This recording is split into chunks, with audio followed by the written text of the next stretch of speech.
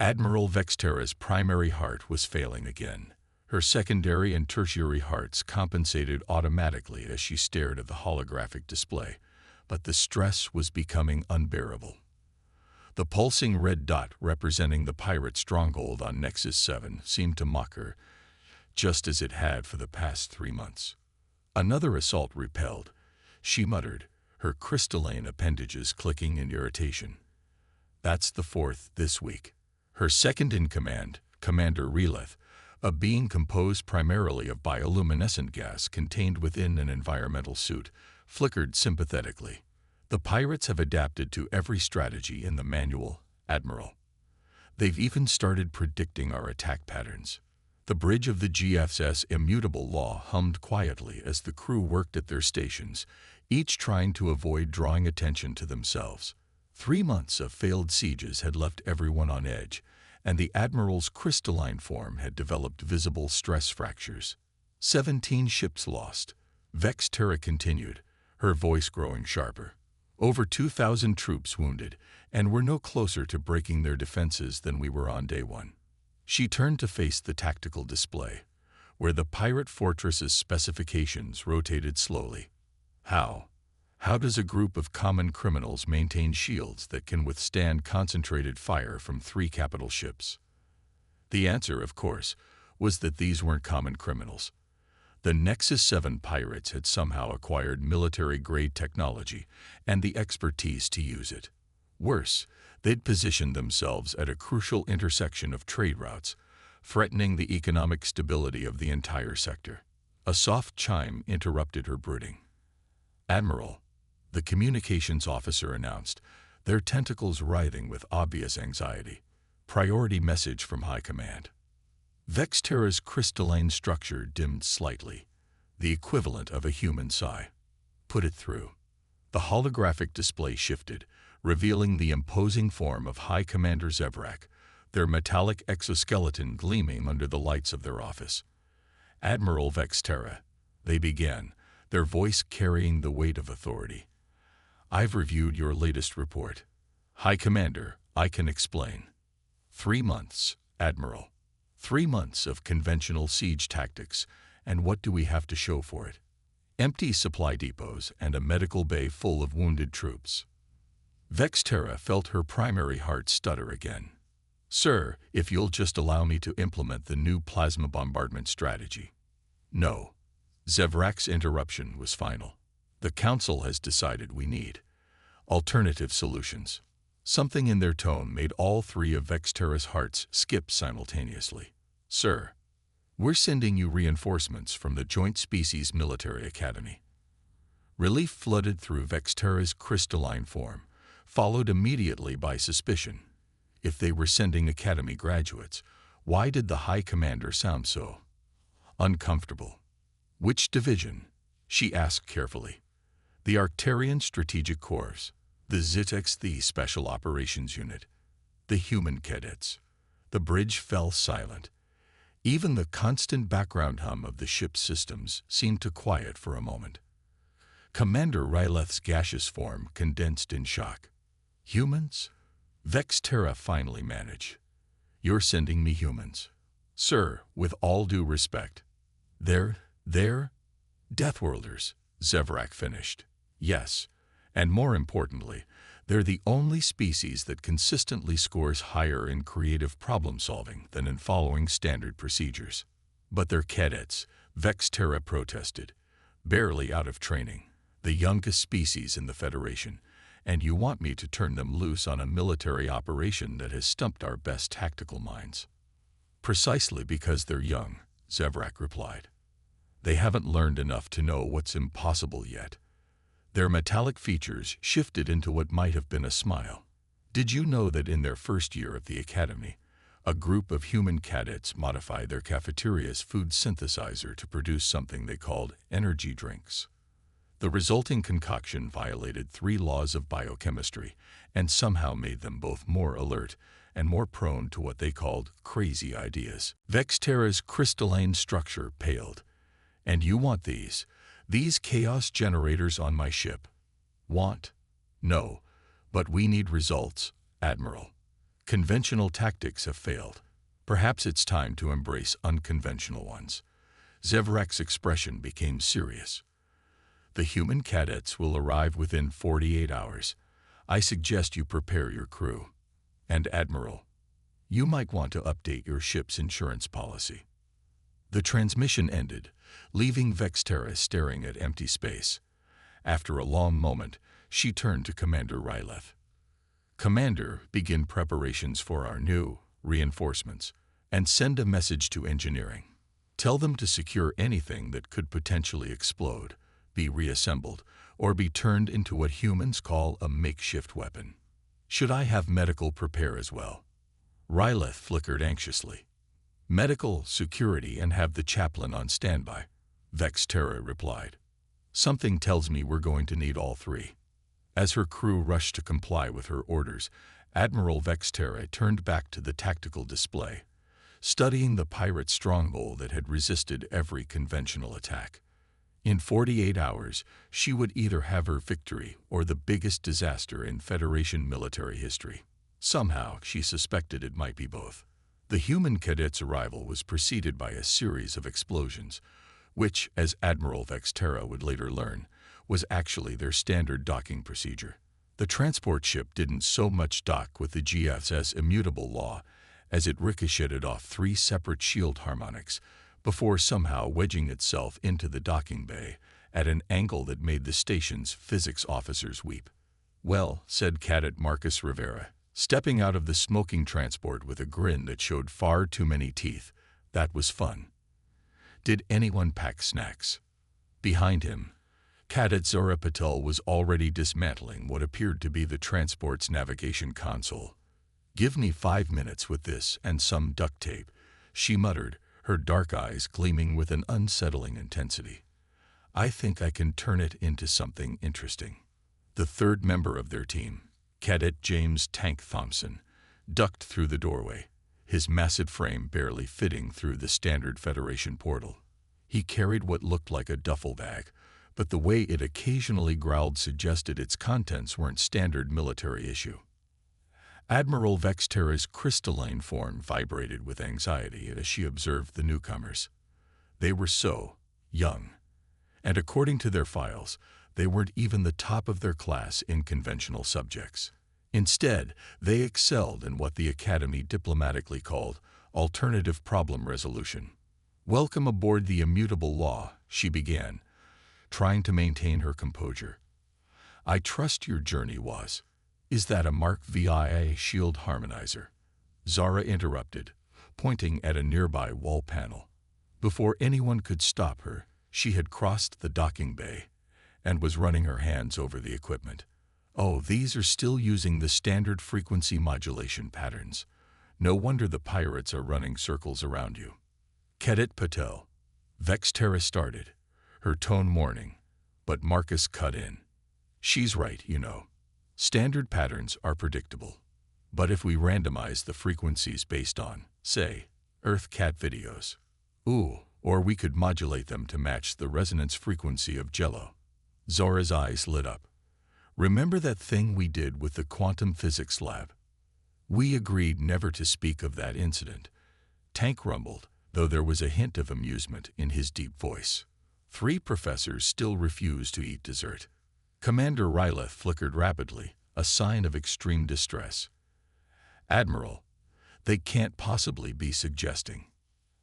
"Actually," Marcus said, pulling out what looked like a handheld gaming device, but was covered in suspicious modifications, "we're suggesting something much worse. Who here knows about the thermodynamic properties of hot sauce?" Over the next few hours, the Admiral watched with a mixture of horror and fascination as the human cadets turned her perfectly organized military operation into what they cheerfully called organized chaos. Zara had somehow converted half the ship's maintenance drones into what she called party bots, which she insisted were crucial to their plan. Marcus had taken over one of the auxiliary control rooms and was programming battle algorithms based on something called Minecraft redstone logic. Tank, meanwhile, had disappeared into the engineering section with his mysterious duffel bag, and occasional sounds of maniacal laughter echoed through the ventilation system. It's actually quite brilliant, Zora explained as she welded what appeared to be a toaster to a quantum field generator. See, everyone expects military operations to follow certain patterns. But what if we made our attack pattern follow the rhythm of old Earth disco music instead? The pirates would never see it coming, Marcus agreed, not looking up from where he was apparently teaching the ship's AI to appreciate memes. Because it's stupid. So stupid it loops all the way back around to genius. That's not how military strategy works, Commander Relith protested, their gaseous form swirling in agitation. Exactly. All three humans chorused, as if this proved their point. Admiral, Tank called from somewhere in the ceiling. How had he even gotten up there? Remember how you said the pirates' shields could withstand a supernova? What if instead of trying to break through them, we made them think they were watching their favorite soap opera? Their what? Vex Terra asked, immediately regretting it. Trust me, Tank replied, dropping down with surprising grace for someone his size. Everyone has a favorite show they can't miss, even hardened criminals. And I just finished rigging up a device that can broadcast days of our solar winds directly into their shield frequency. While they're distracted by the dramatic revelation that Admiral Starbloom is actually Captain Nebula's long-lost twin, Zara added, they won't notice us using their own shield harmonics to basically walk right in. That's... Vex Terra struggled to find the words. Insane, Ryleth suggested. Brilliant, Marcus offered. Both, Tank concluded, which is exactly why it'll work. Nobody plans for this level of crazy. As if to emphasize his point, one of Zora's party bots zoomed past, trailing sparklers and playing what the humans called disco music while calculating complex shield penetration algorithms. Vex Terra looked at her tactical display, where the pirate stronghold still pulsed mockingly. Then she looked at the three human cadets, who were now arguing about whether adding glitter to their explosives would make them more or less effective. Commander, she said finally, update our insurance policy again. And then help Cadet Patul find more toasters. Apparently, we're going to need them. Yes, Zara pumped her fist in the air. Operation Disco Inferno is a go. As Vex Terra watched her once orderly military operation descend into what the humans assured her was controlled chaos, she couldn't help but wonder if High Command had sent these particular cadets not because they were the best choice, but because no other ship would take them. Somehow, that thought was strangely comforting. The attack began at what the humans insisted on calling party o'clock, which turned out to be the exact moment when the pirates' favorite soap opera reached its season finale cliffhanger. As Tank had predicted, the sudden broadcast of Days of Our Solar Winds directly into their shield frequency caused momentary confusion among the defenders. Did Admiral Starbloom just reveal she's carrying Captain Nebula's quantum-entangled baby? One of the pirate commanders was heard to exclaim over the intercepted communications. That's when Zara's party bot struck. Release the disco destroyers, she shouted, her fingers flying over a control panel that looked more like a DJ's mixing board than military equipment.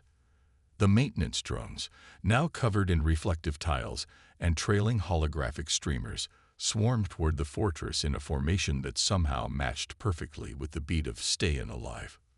They're dancing. Commander Rylith flickered in disbelief. They're calculating shield resonance frequencies through interpretive dance, Marcus corrected, monitoring the data streams on his modified gaming device. Also, they're fabulous. The pirates' defense systems, programmed to detect and counter conventional attack patterns, struggled to lock onto targets that moved like they were auditioning for a 1970s dance competition. Laser fire missed wildly as the drones spun and strutted their way through the defensive grid. Phase 1 complete, Zara announced. Tank, you're up. Tank grinned and reached into his mysterious duffel bag, pulling out what appeared to be a collection of hamster balls. Meet my little friends, he said proudly. I call them the Rolling Thunder Squad. Inside each transparent sphere, A small robotic hamster sat at the controls of what looked like miniature versions of the ship's main weapons. Before anyone could question this particular life choice, Tank launched them toward the fortress. Are those rodent-operated weapons of mass destruction?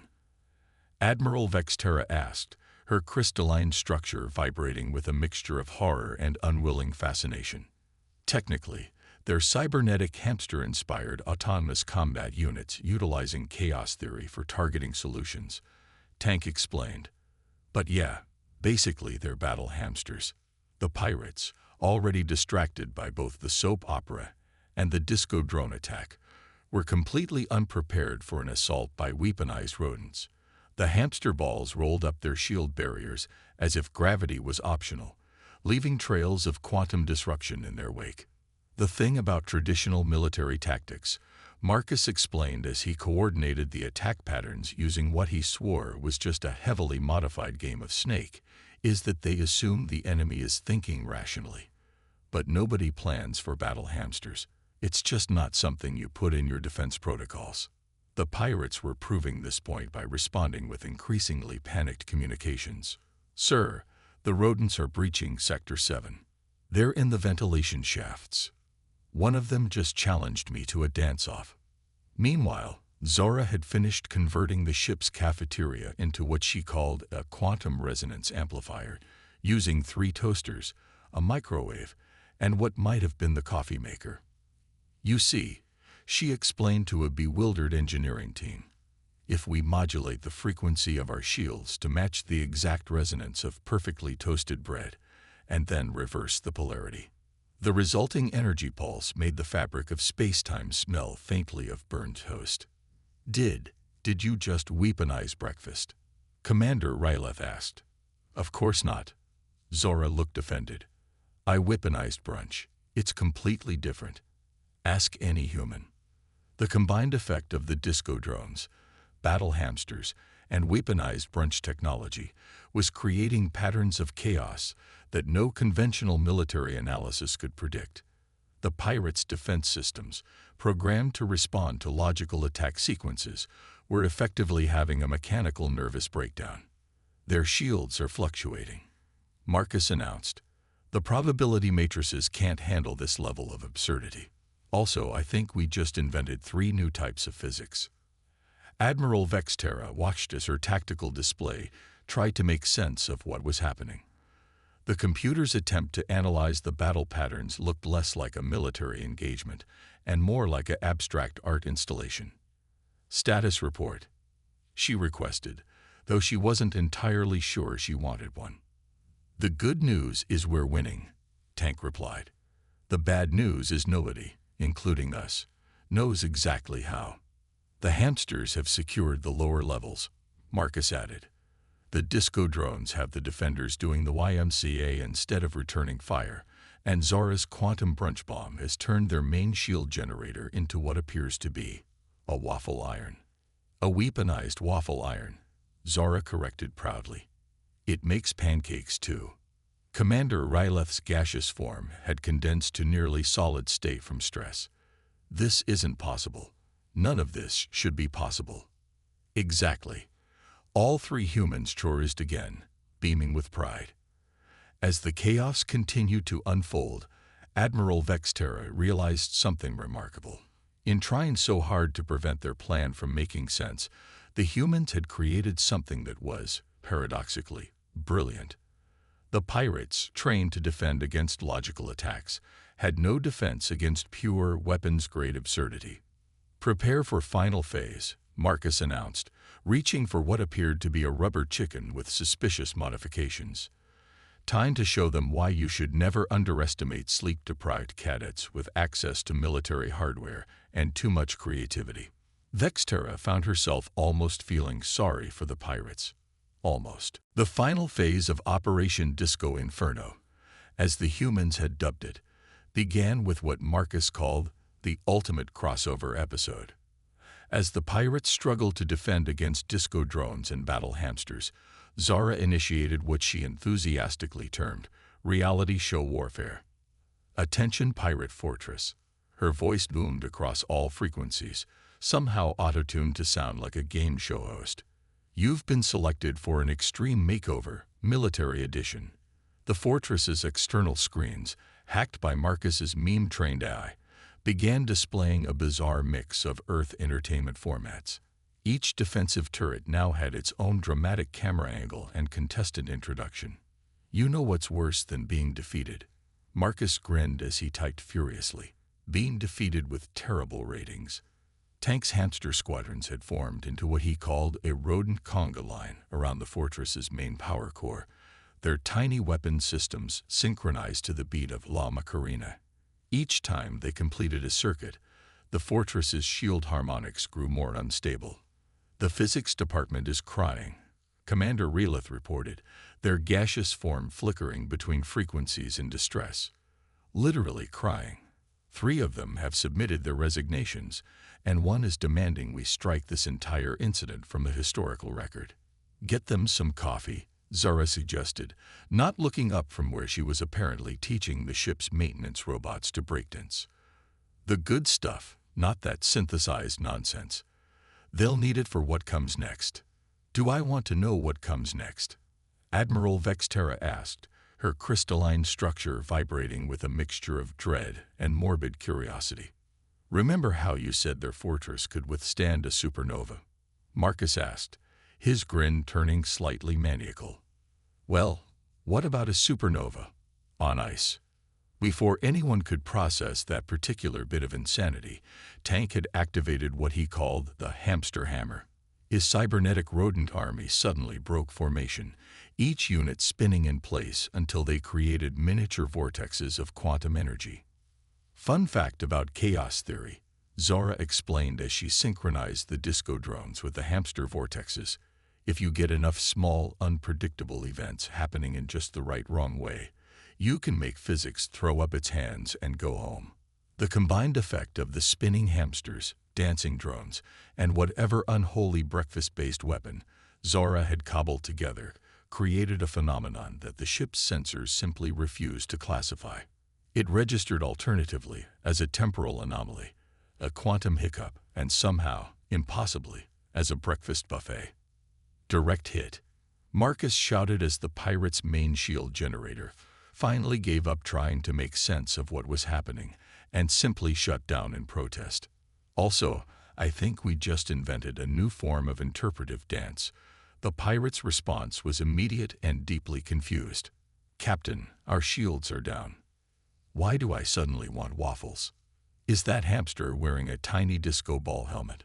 Our is. Hey-yo." "Now for the final," Tank announced, reaching into his seemingly bottomless duffel bag and pulling out what looked like a rubber chicken crossed with a quantum accelerator. "Fire the funky chicken." The resulting explosion was less a demonstration of military might and more a celebration of everything conventional warfare was not. It combined the visual elements of a fireworks display, the acoustic properties of a disco inferno, and somehow managed to transmit the taste of perfectly toasted bread directly into the minds of everyone within range. "Status report," Vexterra demanded, though she wasn't entirely sure she wanted one. "The good news is we've breached their defenses," Marcus reported cheerfully. "The bad news is physics has filed a formal complaint against us. Also, I think we accidentally invented time travel, but only for breakfast foods. The pirates are surrendering," Zara announced, although they're doing it through interpretive dance, which I'm counting as a bonus. Indeed, the fortress's remaining defenders were emerging with their hands up, many of them still moving to the beat of the disco drones. Some were humming the theme song to Days of Our Solar Winds. "Mission accomplished," Tank declared proudly as his hamster army performed a synchronized victory roll. "And we only broke 3 fundamental laws of physics this time. That's a personal best." Admiral Vexterra stared at the tactical display, which had given up trying to make sense of the battle and was now showing what appeared to be a recipe for quantum-enhanced pancakes.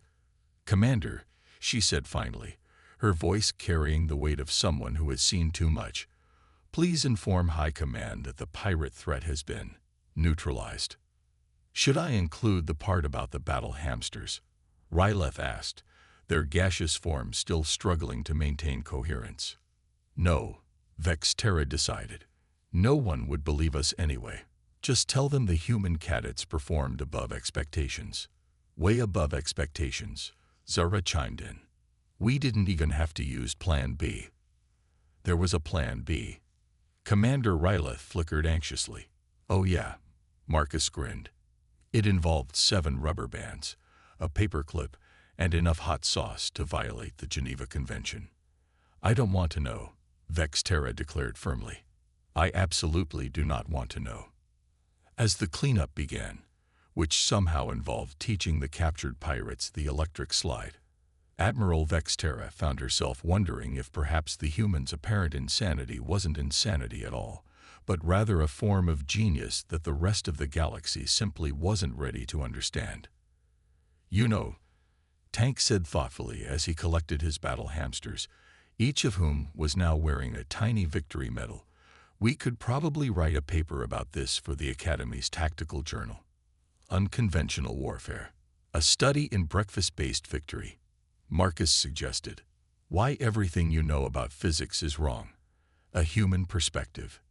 Zara offered. Vexterra looked at her newly captured fortress, her thoroughly traumatized crew, and the 3 grinning human cadets who had achieved the impossible through sheer weapons-grade absurdity. Perhaps, she said carefully, some victories are best left unexplained. The humans just grinned wider. Somewhere in the background, a discodrome started playing. We are the champions. 3 months after what became known as the Disco Siege, though official Federation records stubbornly referred to it as Operation Conventional Victory, High Command was still trying to process exactly what had happened. The debriefing session had lasted 2 weeks, crashed 3 AI assistants, and resulted in the complete reorganization of the Federation's approach to military strategy. Admiral Vexterra stood before the High Council, her crystalline form polished to a professional shine, trying to explain the unexplainable. So let me understand this correctly, High Commander Zevrak said, their metallic exoskeleton gleaming under the council chamber lights. The human cadets defeated a fortress that had resisted conventional military assault for months by turning it into a reality show. With disco-dancing combat drones, weaponized breakfast technology, and cybernetic battle hamsters. Yes, Vexterra confirmed, wondering not for the first time if perhaps she had hallucinated the whole thing. And this worked. Spectacularly, sir. The pirates surrendered while doing something called the Macarena. The council chamber erupted in a cacophony of multi-species discussion. A quantum logic specialist had to be escorted out after suffering what they termed a crisis of rational thought. Meanwhile, in another part of the Federation space, the 3 human cadets had become something of a legend at the Joint Species Military Academy. Their tactical approach, dubbed controlled chaos theory, though there was considerable debate about the controlled part, was being studied as a new form of warfare. The thing is, Marcus explained to a classroom full of bewildered alien cadets, conventional warfare assumes your enemy is thinking rationally. But what if you could make them too confused to think at all? Think of it like making a smoothie, Zara added, standing next to a holographic display of their battle plan. Nobody questions the individual ingredients, the drones, the hamsters, the weaponized breakfast foods, but blend them together, and you get something that shouldn't work but does. Tank finished, his battle hamsters, now officially commissioned as Special Operations Rodents, performing precision drills on his desk. The Academy had been forced to create an entirely new department, the Institute for Unconventional Tactical Solutions, or IUTS, though human cadets insisted on pronouncing it YEETS, its mission statement, written in glowing letters above the entrance, read, "If it's stupid but it works, it isn't stupid." Back in the council chamber, High Commander Zevrak had reached a decision. Admiral Vexterra, while your report is disturbing on multiple levels, we cannot argue with results. The Federation Military Academy will be implementing new training protocols based on what we're calling the human paradigm. Sir, Vexterra's crystalline structure flickered with concern. From now on, all tactical officers will be required to take courses in Earth popular culture, chaos theory, and they checked their notes, something called meme warfare. But sir, the physics department has been given unlimited coffee supplies and mandatory vacation time, Zevrak finished. They're going to need both. The changes rippled through Federation space like a quantum wave of organized chaos. Training simulations now included scenarios like what to do when conventional warfare fails and you have access to a rubber chicken, and advanced applications of breakfast food in combat situations. The pirates, after their release from custody, and mandatory dance therapy, became unexpected advocates for the new approach. Look, their former captain explained in a Federation interview, when someone attacks you with disco-dancing drones and battle hamsters, it makes you question your life choices. Also, I've become oddly addicted to waffles. Marcus, Zara, and Tank found themselves promoted to instructors at the newly formed IUTS, where they continued to push the boundaries of what was considered possible, probable, or even physically plausible. The key, Zora explained to her first class, while manipulating what appeared to be a quantum-enhanced toaster, is to remember that the laws of physics are more like guidelines, really. Especially if you have enough duct tape, Marcus added, his AI now capable of generating tactical memes in 17 different languages. And hamsters, Tank insisted, his rodent army having grown to include specialized units for space combat, underwater operations, and what he called extreme weather disco battles. Admiral Vexterra, who had been offered command of the IUTS program, after several other commanders mysteriously developed sudden cases of early retirement, found herself adapting to the new paradigm with surprising enthusiasm. The universe, she explained to a reporter from the Federation News Network, is far more bizarre than we ever imagined. Perhaps it's time our military tactics reflected that reality. And the physics department? The reporter asked. They've started their own research division, Vexterra replied. Something about, if you can't beat them, quantify them. Last I heard, they were trying to develop a mathematical formula for human ingenuity. They've gone through 7 supercomputers so far. The legacy of the disco siege extended far beyond military applications. Federation scientists began approaching problems with what they called human-inspired lateral thinking. This led to breakthroughs in fields ranging from faster-than-light travel. Turns out you can break the light barrier if you convince it you're just organizing a dance party. To quantum computing, we taught the qubits to appreciate irony. As for the human cadets who started it all, they continued to push the boundaries of possibility, impossibility, and whatever lay in between. Their graduate thesis, titled A Practical Application of Improbability in Modern Warfare, or How We Learn to Stop Worrying and Love the Chaos, became required reading throughout the Federation. You know what the best part is? Marcus mused one evening, as they watched their latest class of multi-species cadets attempt to choreograph a tactical retreat to stay alive. That we revolutionized military strategy, Zara suggested, tinkering with what appeared to be a quantum-enhanced disco ball. That we made physics cry, Tank offered, feeding his battle hamsters their evening rations of specialized quantum-infused pellets. No, Marcus grinned. The best part is that somewhere out there, someone is looking at a seemingly impossible problem and thinking, what would those crazy humans do? And in that moment, as disco music echoed through the halls of the Federation Military Academy and battle hamsters performed synchronized parade drills, the universe seemed just a little bit brighter, a little bit weirder, and a lot more interesting. High Commander Zevrak would later sum it up best in their memoir.